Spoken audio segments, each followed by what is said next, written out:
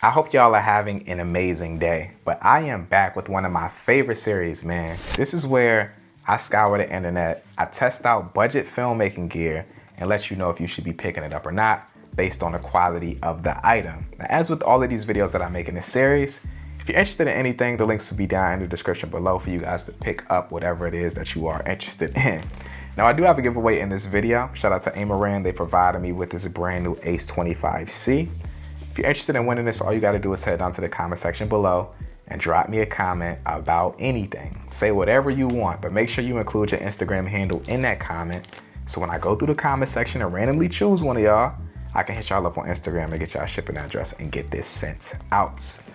But enough with the talking, let's get straight into the video. Now, it's been a minute since I've tested out a budget lens, but when I saw this on the internet, I had to try it out. It was one of those pieces of gear that just felt like it was too good to be true. This is a lens by Viltrox. This is the 25mm f1.7 APS-C sensor lens. And honestly, for the price, this thing right here is low-key amazing. And one really good thing about this lens is that it's available for a bunch of different mounts. I'll put those up on the screen right now. So if you're using a different camera than I am, you should still be able to get a version of this lens. And they also have other lenses in this lineup that are just as affordable that are different focal lengths. So if you like this and you like the way this looks, you might be interested in checking out those other options as well, which I will also link in the description below. This talking head, as well as pretty much every other shot in this video, will be shot using this lens. So you'll be able to get the basis of what this lens looks like, and you'll be able to decide if you like the way it looks. I ain't saying you should or not, that's on you. You can make that decision, but there's tons of different examples throughout this video. Now, I'm using the Sony a7C Mark II with this lens, and I like it. One of the main reasons being is that I feel like I'm getting variety with this lens using it with this camera combo. I can use this lens on the a7C Mark II in APS-C mode, and I'll get a lot less of the imperfections that you were seeing in this shot right here. Like right now I'm using it in full frame mode, but I have active steady shot enabled on my camera. This is just a stabilization mode that zooms the image in a little bit to compensate for more shakes using in-body image stabilization.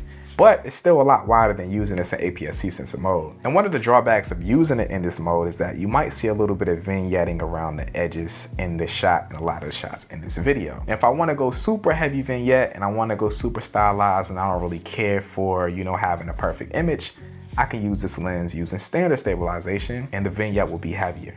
It's all about how much vignette you're down to deal with. I don't necessarily love the standard too much, but it all depends on the scenery and what I'm going for and if I want it to be stylized. Aside from that, the autofocus on this lens is pretty much on par with a lot of the other Sony options out there. It's probably not as fast, but this lens hasn't tripped out at all. As long as the autofocus is good inside of your camera, you shouldn't have any problems using this lens with it. Having that 1.7 aperture range makes it really easy for you to get shallow depth of field shots. This is just a great beginner lens, man. If you're in the market for a lens and you don't want to spend a lot of money, or you have lenses but you want to purchase something that doesn't cost a lot of money that can give you some variety, you can't beat this lens, bro. The price of it is amazing. This lens is also extremely light as well. If I was still doing a lot of photography where I just wanted to run around with a very small setup, this on my a7C is extremely compact and a super lightweight. This is a plastic lens that's cheap, so don't expect superior build quality and nothing like that. One thing that I found that I don't like about this lens is that it has no buttons on the outside of switches. So you can't switch it from autofocus to manual focus using a switch on a lens. You got to do all of that inside of the camera, which I don't love. But other than that, man, I really can't complain much about this lens. I think that it overflares a little bit, but this is a lens that's extremely cheap. You can't really expect pristine image quality out of a lens that comes in at this price point. There's gonna be plenty of other shots throughout this video with this lens as well. So just, stay tuned, check it out, watch throughout the video, and then at the end you can make the decision if this lens is for you. This is the Amaran Pano 120C. And this is the Amaran Pano 60C. This kit that I have for the 60C comes with 2 of these foldable light stands, 2 of these mounts for the lights, 2 of the Pano 60C lights themselves, which attach to this light mount with the magnetic Ace lock system. And then you get 2 of these soft boxes, which also come with a grid as well. And as far as the bigger Pano 120C goes, the kit that I have is pretty much the same. It just does not come with light stands, but it still comes with a soft box attachment with a grid. And both of these kits come with power options for the lights as well. A couple differences between these panels is that the 120C is bigger than the 60C. The 120C has 120 watts of output, while the 60C has 60 watts of output. But aside from that, these are gonna operate exactly the same. They both have RGB capabilities. They both come with a softbox. They both come with the magnetic quick release system. They're pretty much exactly the same function. I've actually been using a Pano 60C just off a frame to light me.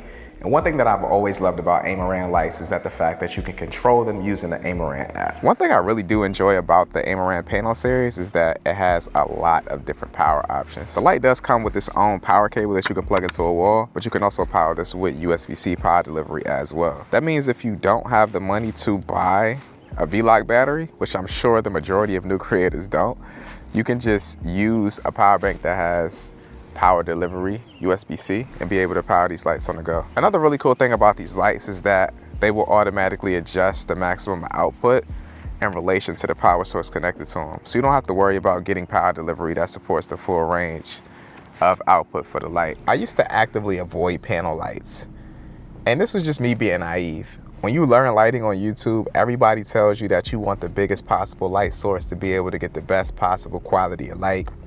And so I would always want a cob light with some sort of light dome or softbox attached to it.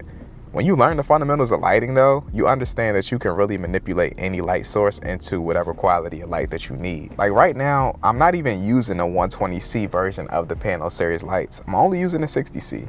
It's smaller, it's less output, but as long as you know where to place your light, you know what to do with the intensity, you can really adjust the light to look however you need it to look in the scene. If you're a new creator, I think the 60C kit is probably gonna be best for you. It comes with everything that you need to just get up and running. You got light stands, you got soft boxes.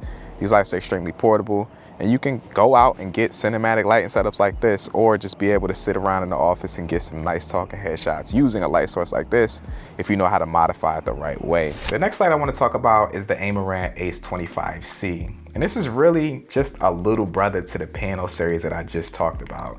It has a lot of the same functionalities. The menu system inside of it is pretty much the same. It has app control. And this is just the light that I find myself always having on me. This always has a slot in my backpack. And when I'm traveling, this is the light that I use to create talking head setups if I'm in a hotel room or if I just need a little splash of light somewhere. This is the one that I keep. It's pocket sized, but it packs a punch. And I really love the fact that it's also for RGB as well, so I can use this for a ton of different things. On the front of the light, you can see this diffusion. This is magnetic, you can pop that off.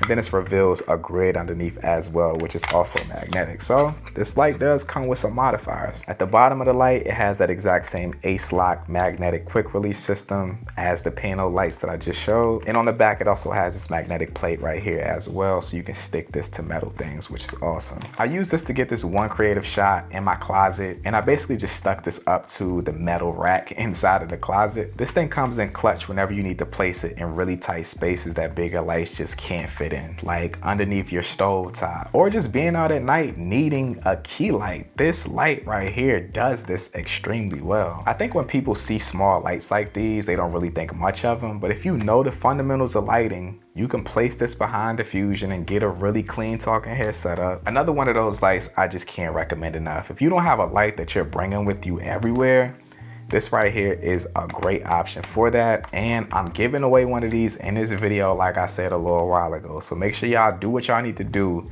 to enter yourself into the giveaway. The next piece of gear I've actually been using throughout this video as well, and that's the audio from the DJI Mic Minis. Now, it's not much that I can say about this microphone because it is just a microphone. You're gonna listen to it throughout the video and you can decide if you like the quality of the audio. But I actually do like these microphones a lot. These are the little brothers to the big DJI Mic 2s, which I also have and use, but I actually like these a little bit more. They don't have all of the bells and whistles of the DJI Mic 2, like the internal recording or the 32-bit float or the screen on a receiver. But I think that the portability in these actually makes up for that a lot more for me.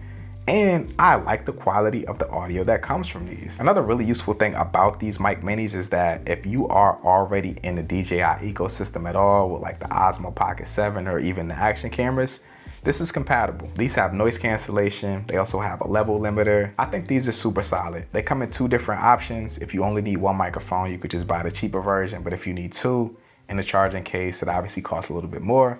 but still affordable, especially for what you get with these microphones. Now, one other tool that is affordable and also extremely useful for creators is editing assets like music, sound effects, stock footage, and even LUTs. Artlist is one of the best all-in-one solutions for creative assets, and if you're into it, they now have a new AI image and video generator. It's as simple as selecting one of the many image styles available, writing out a simple or complex prompt of what you would like that image to be.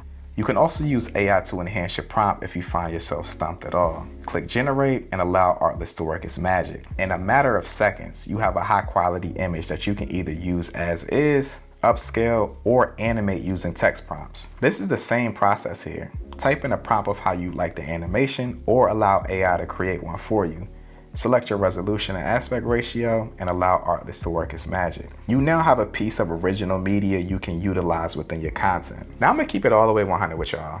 I don't use much AI in my creative workflow right now other than like generative fill, but this tool actually makes it really easy for me to come up with pre-production plans. I can't draw at all, so this storyboard art style allows for me to kind of conceptualize some of the angles that I might want to get in my project, and I could just throw this straight into my pre-production plan.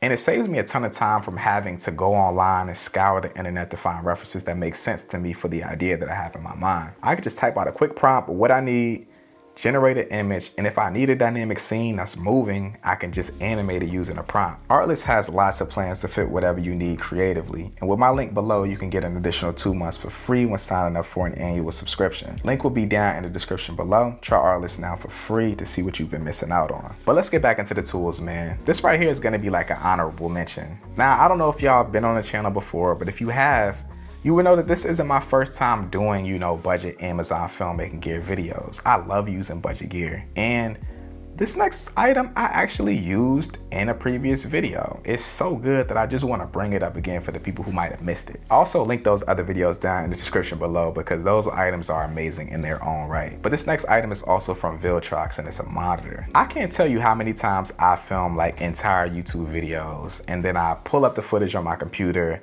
and I got lint in my hair, or I got a booger in my nose, or something in the frame that I just didn't want there entirely.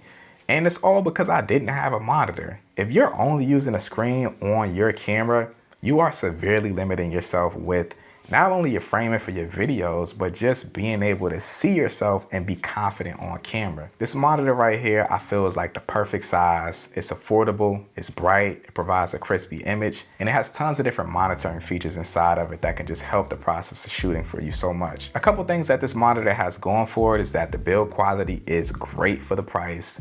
It comes with a sun hood, so if you want to use this outdoors, you won't have any problem seeing yourself or seeing what's happening on the monitor. And it's extremely responsive. Something I can't recommend enough. If you don't have a monitor, definitely check one out. This one right here is an awesome option. Now let's get into this last item, which is arguably probably my favorite. And I've also talked about a version of this item before in the past, but this is the super clamp. And in the past, I talked more about the bigger heavy duty option, super clamp, which is great, amazing as well, awesome option. I'll make sure to link that one down in the description below as well.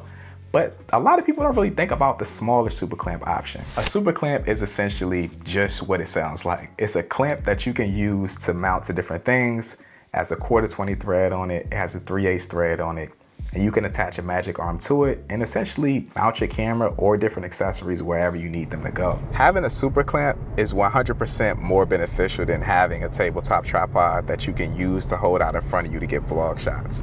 And the reason why I say this is because the amount of versatility and creative shots that you can get using a super clamp is pretty much endless. Like right now I'm using a super clamp to get another angle. It's essentially just mounted to where my sunroof opening is, and the shot looks dope. I love how creative this angle is, and the setup time for this was so freaking fast and it's so easy to do. I film in my car often, and one thing that I've never thought to do was bring a super clamp in and use it to get creative angles. I don't know why I just thought of that when I was making this video today.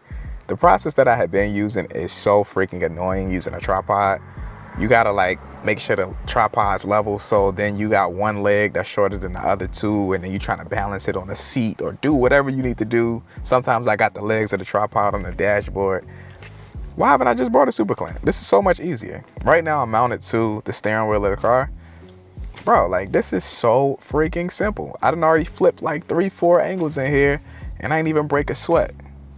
This is the play. I'm gonna start doing this for everything. I love using super clamps to get very unusual angles. Places that you wouldn't even think that it would be possible to put a camera at, or maybe a tripod won't fit, or you don't have a suction cup. These things just come in clutch for getting crazy angles. The super clamp that I've been using throughout this video is like a rinky-dink option. I actually ordered a brand new one, which I'll link down in the description, which I recommend you guys pick up, as already locking pins so the magic arm won't spinning when you're using it, and it also comes with a solid magic arm option as well. This is just one of those accessories that everybody should have. I think they're more useful than having a small tabletop tripod or having a gorilla pod. These things are clutch for anything. Shout out to Amaran once again for providing this Ace 25C for this video to give away. Make sure you drop a comment down below so you can enter into the giveaway. All you need to do is include your Instagram handle so I can reach out to you if you do win. Make sure you guys check out Artlist. It's gonna be a link down in the description below for you guys to do so. If you enjoyed this video, make sure to drop it a like. But with that being said, I'm out, y'all. Peace.